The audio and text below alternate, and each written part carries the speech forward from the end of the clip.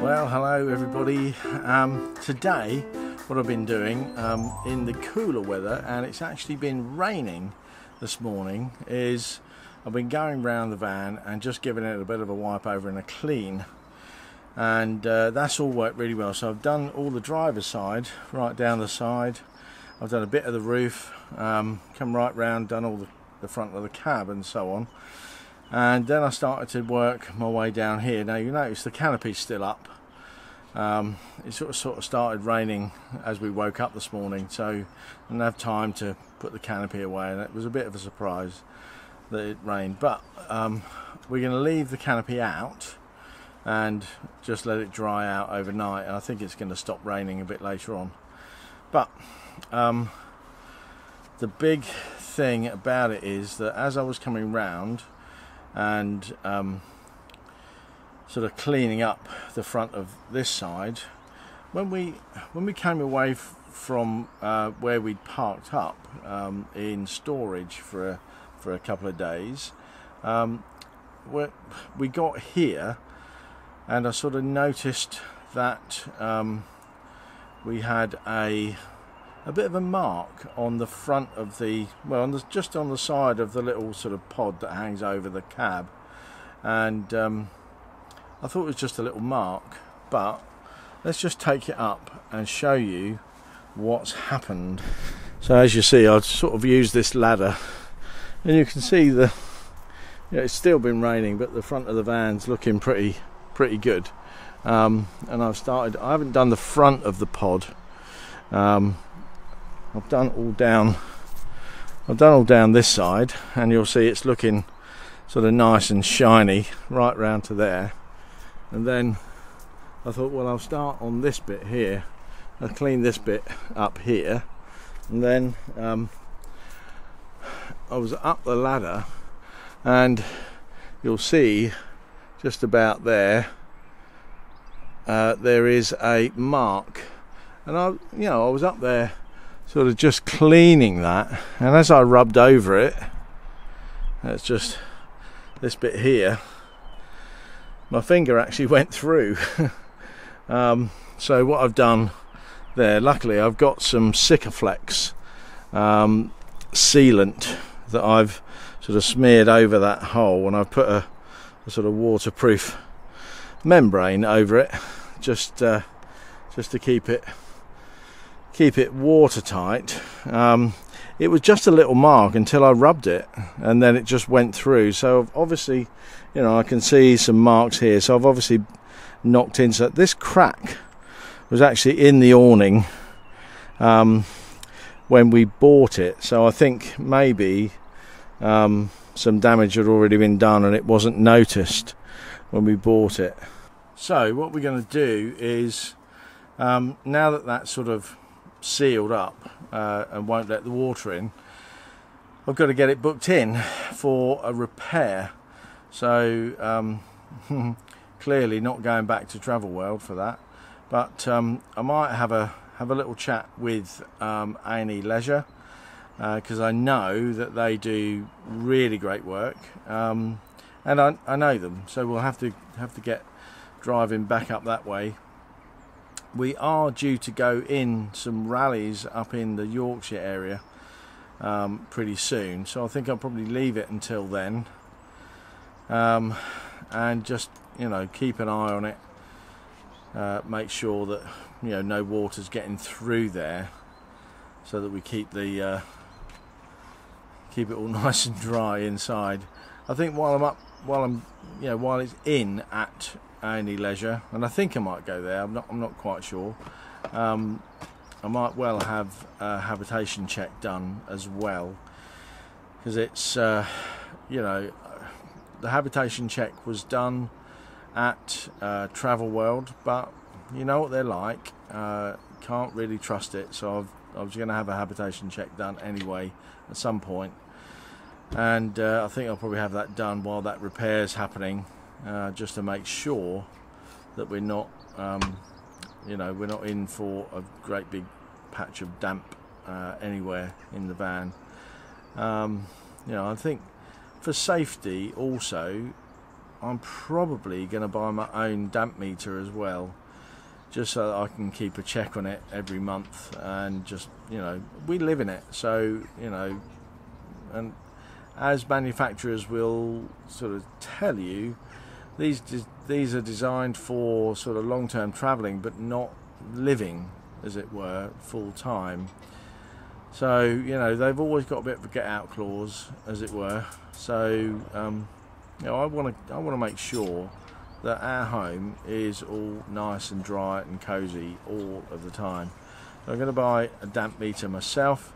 If you have any recommendations for a good and cost-effective, good value damp meter for habitation check type standard, let me know in the comments below, and I'll definitely do a review on the one that I buy, so, you know, so that we can say, right, okay, this is how damp.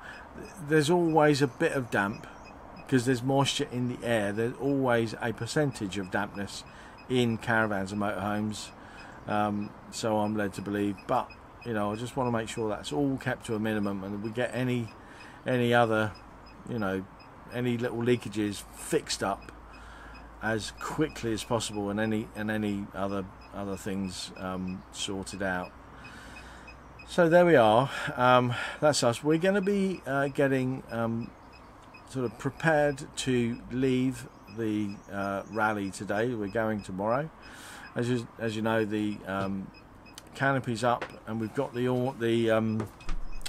windbreak all still up, and we're going to take that down today, pack it away, and look to see how much room we've got left in the garage. I've actually taken everything out of there to try and find the sealant that I knew I had somewhere, and get that little hole sealed. So I'm glad to note that actually it's just in the front pod, and I, you know, having been on a factory visit, I sort of know the structure of things behind there. There's a lot of wadding insulation behind there. The sort of, I didn't feel it, but it looked like the old horsehair type insulation between that outside panel and the inside cupboards, and that hole has only just appeared, so I don't think we're going to have a big problem with that, and it'll be confined to that front pod anyway, so I'm not too worried about it. But we'll be clearing up, prepping the inside, getting everything packed away, and we'll show you that as we do it. So let's get on with doing that.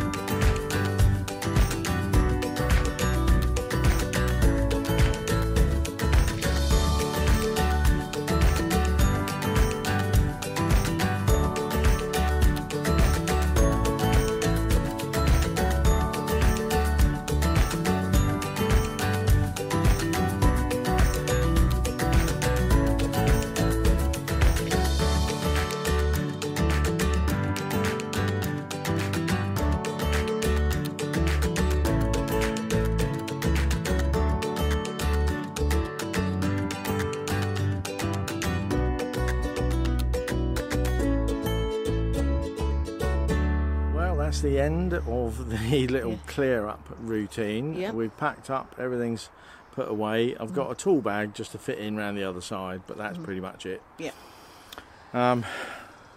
Wendy's been clearing up the inside today. So we're nearly... still got the washing out and just a couple of bits, but it gives us a good start in the morning. So we've only got, maybe half an hour's packing away. We've got from getting up to leaving half an hour. From getting out of bed and getting ready. Then once we're out of bed and dressed, half an hour from then we'll be on the road. On the road we will be, easy.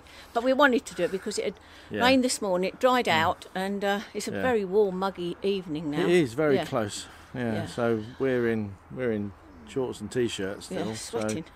And